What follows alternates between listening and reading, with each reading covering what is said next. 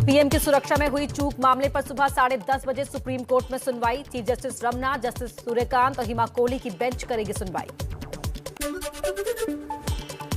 NEET PG counselling पर आज supreme court का आएगा आदेश। याचिकाकर्ताओं ने नई आरक्षण नीति अगले साल से लागू करने की मांग की है। कोरोना और ओमिक्रॉन के खतरे को देखते हुए सुप्रीम कोर्ट में आज से वर्चुअल सुनवाई होगी। 10 जनवरी से केवल जरूरी मामले ही सुने जाएंगे।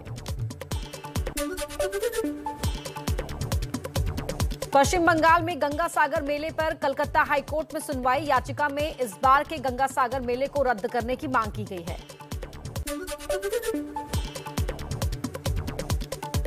प्रधानमंत्री मोदी आज कोलकाता में चित्तरंजन राष्ट्रीय कैंसर संस्थान के दूसरे परिसर का वर्चुअली उद्घाटन करेंगे। मरीजों को मिलेगी आधुनिक सुविधाएं। 5 चुनावी राज्यों को लेकर केंद्रीय चुनाव आयोग की बैठक आज भी रहेगी जारी। कोरोना काल में चुनाव की तैयारियों पर लगातार हो रहा है मंथन। सीएम योगी आदित्यनाथ आज गोरखपुर और अयोध्या में कई परियोजनाओं का शिलान्यास और लोकार्पण करेंगे। एक जनसभा को भी करेंगे संबोधित। समाजवादी पार्टी के अध्यक्ष अखिलेश यादव का आज गोंडा में चुनाव प्रचार। समाजवादी पार्टी के दिवंगत नेता विनोद कुमार सिंह उर्फ पंडित सिंह की प्रतिमा पर करेंगे माल्यार्पण। उनके परिवार वालों से भी मिलेंगे। एआईएमआईएम प्रमुख ओवैसी का मिशन उत्तर प्रदेश जारी। अब से कुछ देर में लखनऊ में करेंगे प्रेस कॉन्फ्रेंस। यूपी के ब्राह्मण वोटरों पर बीजेपी की नजर। लखनऊ में पार्टी सांसद शिव प्रताप शुक्ल और रीता बहुगुणा जोशी आज भगवान परशुराम की मूर्ति का करेंगे अनावरण। पंजाब कांड की जांच को लेकर राज्य सरकार के बाद अब केंद्रीय गृह मंत्रालय ने 3 सदस्यीय कमेटी बनाई। आईबी एसपीजी के अधिकारी करेंगे जांच। सुरक्षा सचिव सुधीर सक्सेना करेंगे अध्यक्षता। केंद्रीय मंत्री अनुराग ठाकुर का बड़ा बयान। कहा, गृह मंत्रालय जानकारी जुटा रहा, बड़े और कड़े फैसले लिए जाएंगे। होम मिनिस्ट्री ने भी इस पर कार्रवाई करने की बात कही है, ताकि जानकारी जुटाने के बाद जो कदम उठाने होंगे वो बड़े और कड़े निर्णय जो भी हो वो करेंगे।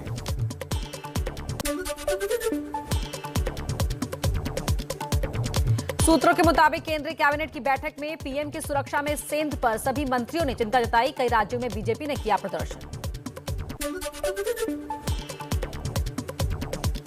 पीएम की सुरक्षा में सेंध को लेकर पंजाब सरकार ने भी हाई लेवल कमेटी बनाई। हाई कोर्ट के रिटायर्ड जज और प्रधान सचिव कमेटी में शामिल। 3 दिन में रिपोर्ट सौंपेगी कमेटी।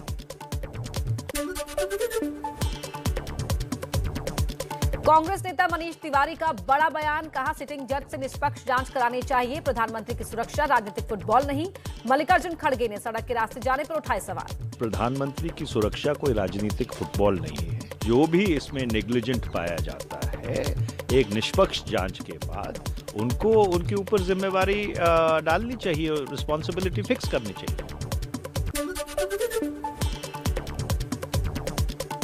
पीएम मोदी ने राष्ट्रपति कोविंद से मिलकर पंजाब की घटना की जानकारी दी। राष्ट्रपति ने सुरक्षा में चूक पर जताई चिंता। 27 पूर्व आईपीएस अधिकारियों ने राष्ट्रपति को चिट्ठी लिखकर तत्काल कार्रवाई की मांग की।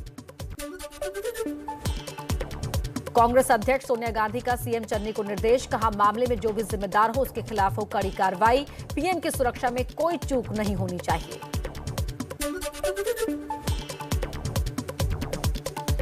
पीएम की सुरक्षा में सेंध पर जारी है सियासी घमासान। बीजेपी कांग्रेस में वार पलटवार। कम से कम सोनिया जी ने इस बात को स्वीकारा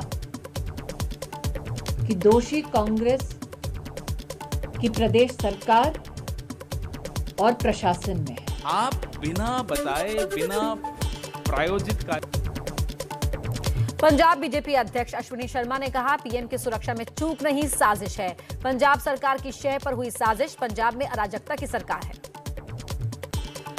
उनके द्वारा जो हमें लगता है कि साजिश है, आप उसके ऊपर मोहर लगा रहे हैं। आप उसको सिद्ध कर रहे हैं कि ये षड्यंत्र था, ये साजिश थी।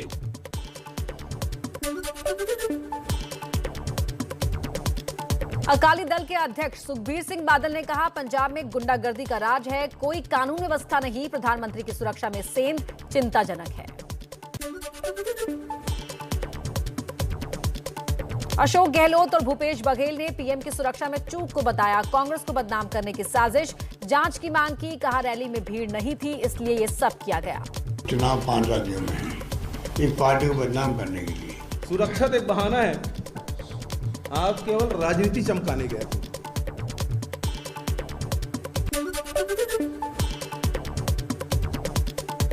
मध्य प्रदेश के पूर्व सीएम कमलनाथ का बयान, कहा पीएम की ही सुरक्षा ना हो तो विश्व में होती है देश की बदनामी।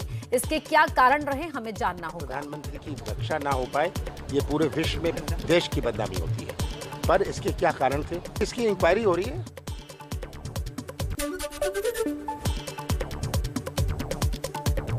बीएसपी अध्यक्ष मायावती ने कहा पीएम मोदी की सुरक्षा में चूक गंभीर मसला, राजनीति नहीं होनी चाहिए। मामले की निष्पक्षता से जांच के बाद दोषियों को मिले सजा। पीएम की सुरक्षा में चूक को किसान नेता राकेश टिकैत ने बीजेपी का पॉलिटिकल स्टंट बताया। कहा चुनाव में इसका कोई फायदा नहीं मिलेगा। पूर्ण रूप से एक सहानुभूति बटोरने का एक सस्ता जरिया ढूंढने की कोशिश करी गई है।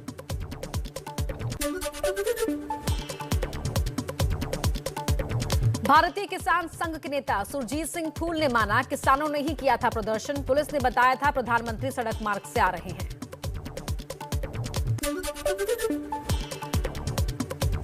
प्रधानमंत्री की लंबी उम्र के लिए देश भर में पूजा, सीएम योगी ने काशी विश्वनाथ मंदिर में की पूजा अर्चना। शिवराज सिंह चौहान ने भोपाल में महामृत्युंजय जाप किया।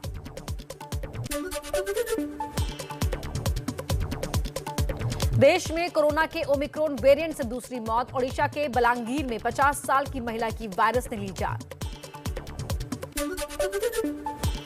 देश में ओमिक्रॉन मरीजों की संख्या बढ़कर हुई 2630। महाराष्ट्र और दिल्ली में ओमिक्रॉन के सबसे ज्यादा 797 और 465 मामले हैं। कोरोना के खतरे के बीच वाराणसी में योगी का कार्यक्रम, 1500 छात्रों को बांटे गए स्मार्टफोन और टैबलेट, लेकिन यूपी के सीएम योगी के चेहरे पर नहीं दिखा मास्क। एबीपी न्यूज की खबर का असर, कोरोना की वजह से रैली रद्द कर रही हैं पार्टियां। कांग्रेस के बाद अब आम आदमी पार्टी का ऐलान, नहीं करेंगे रैली। बीजेपी ने 100 वर्चुअल रैली की तैयारी की। 14 जनवरी से शुरू होने वाले माघ मेले को लेकर प्रयागराज में तैयारियां जोरों पर। कोरोना से बचने की होगी चुनौती। एबीपी न्यूज की मुहिम, बढ़ते मामलों के बीच ना हो कोई धार्मिक जमावड़ा।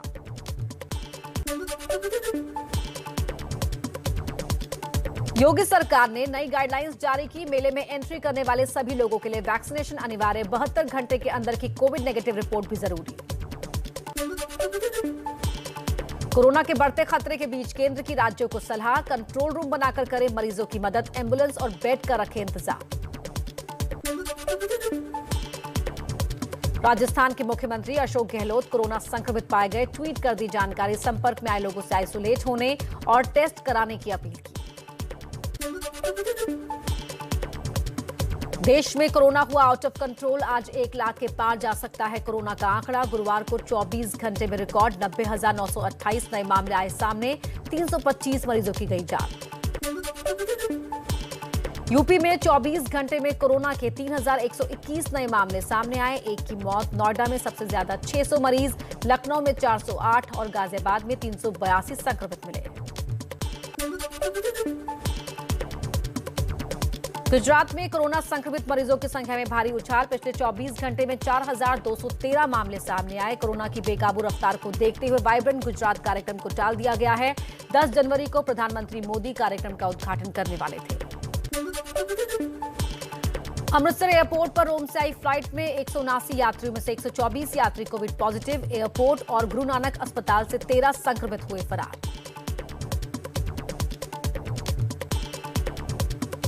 एक 125 लोग थे, उनकी पॉजिटिव रिपोर्ट आने के बाद स्टेट अथॉरिटी से कोऑर्डिनेट करके उनको उनके कोऑर्डिनेशन के साथ आगे भेजा गया।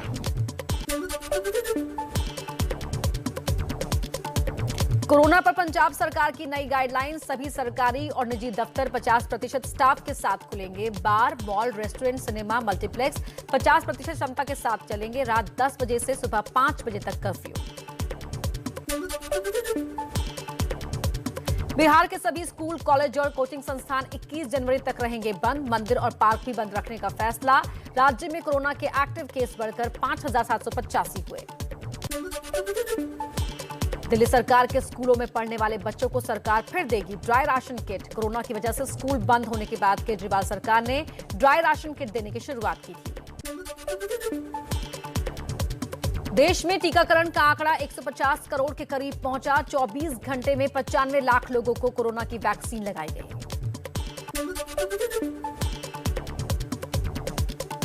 दिल्ली एनसीआर में ठंड का कहर जारी। मौसम विभाग के मुताबिक पूरे हफ्ते हल्की बारिश हो सकती है। बारिश की वजह से हवा की गुणवत्ता में सुधार। AQI का स्तर घटकर 157 पहुंचा।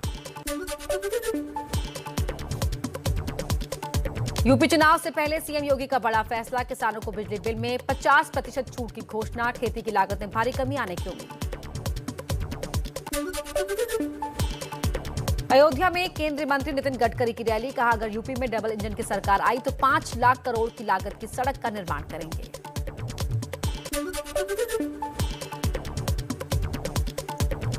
अखिलेश यादव और जयंत चौधरी की लखनऊ में मुलाकात हुई। सीट बंटवारे पर सस्पेंस बरकरार। सूत्रों के मुताबिक सीट बंटवारे पर नहीं बनी बात। अखिलेश बोले, यूपी के भविष्य के विकास की बात की। लोकसभा और विधानसभा चुनाव में अब ज्यादा खर्च कर सकेंगे उम्मीदवार। चुनाव आयोग ने बढ़ाई सीमा। लोकसभा में खर्च की अधिकतम सीमा 95 लाख तो विधानसभा में 40 लाख। यूपी के इत्र कारोबारी पंपी जैन के ठिकानों पर 5 दिन चली छापेमारी के बाद इनकम टैक्स का बड़ा खुलासा। 88 करोड़ की टैक्स चोरी का पता चला। बीजेपी नेता जितेन गजारिया के ट्वीट पर बवाल। उद्धव ठाकरे की पत्नी रश्मि ठाकरे को कहा मराठी राबड़ी देवी। मुंबई पुलिस ने हिरासत में लेकर की पूछताछ। मेयर किशोरी पेडनेकर ने बीजेपी पर साधा निशाना। पुलिस ने तो पकड़ा है, वो गजारिया कोई है और उसके साथ, लेकिन एक बात कहना चाहती हूँ, जो कर रहे हैं ये महाराष्ट्र की जनता आपको माफ नहीं करेंगे।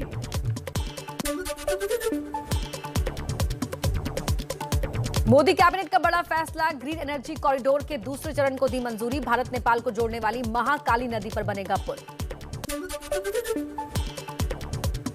चीन की करतूतों पर भारत की खरी। पैंगोंग त्सो लेक पर चीन की तरफ से पुल बनाने का भारत ने लिया संज्ञान। कहा, 8 साल से अवैध कब्जे वाले इलाके में पुल बना रहा है चीन। हमारी पूरी नजर है। जम्मू कश्मीर के बडगाम में आतंकियों से सुरक्षा बलों की भीषण मुठभेड़। सेना ने एक आतंकी को मार गिराया। एक और के घिरे होने की खबर। ऑपरेशन जारी। बुलीबाई ऐप बनाने का आरोपी नीरज बिश्नोई असम से गिरफ्तार। अब तक 4 आरोपी पकड़े जा चुके हैं। मुस्लिम महिलाओं की तस्वीर ऐप पर डाली गई थी।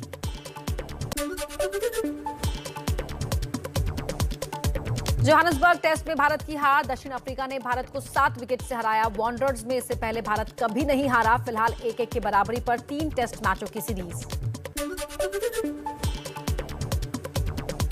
दक्षिण अफ्रीका के कप्तान डील एल्गर ने 188 गेंदों पर 10 चौकों की मदद से नॉट आउट 96 रन बनाए। मैन ऑफ द मैच रहे एल्गर ने डुसेन के साथ तीसरे विकेट के लिए 82 रन जोड़े। तेम्बा बामुआ के साथ चौथे विकेट के लिए 68 रनों की पार्टनरशिप की। इस जीत के साथ दक्षिण अफ्रीका की विश्व टेस्ट चैंपियनशिप की तालिका में भी 5 पायदान की छलांग 5वें नंबर पर पहुंचा। वर्ल्ड टेस्ट चैंपियनशिप में भारत ने 9 टेस्ट मैच खेले हैं, जिसमें से 4 जीते, 2 हारे। फिलहाल भारतीय टीम चौथे नंबर पर ही कायम। केएल राहुल ने कहा, विराट कोहली ने नेट्स पर अभ्यास शुरू कर दिया है और उन्हें दक्षिण अफ्रीका के खिलाफ टेस्ट सीरीज के निर्णायक मैच के लिए फिट हो जाना चाहिए। कोहली पीठ के ऊपरी हिस्से में जकड़न के कारण दूसरा टेस्ट नहीं खेल पाए थे। बीसीसीआई ने न्यूजीलैंड में मार्च में होने वाले महिला वर्ल्ड कप 2022 के लिए टीम इंडिया का किया ऐलान। मिताली राज को मिली कमान। हरमनप्रीत कौर होंगी उपकप्तान। 15 सदस्यीय टीम में जेमिमा रॉड्रिग्स और शिखा पांडे शामिल नहीं। 6 मार्च को पाकिस्तान से मुकाबले के साथ होगी अभियान की शुरुआत। प्रो कबड्डी लीग के पहले मुकाबले में पटना पायरेट्स और तमिल थलाइवास का मुकाबला 30-30 से रहा ड्रॉ। दूसरे मैच में बेंगलुरु बुल्स ने जयपुर पिंक पैंथर्स को 38-31 से दी शिकस्त। बेंगलुरु के 7 मैचों में 5वीं जीत, जयपुर की 6 मैचों में चौथी हार।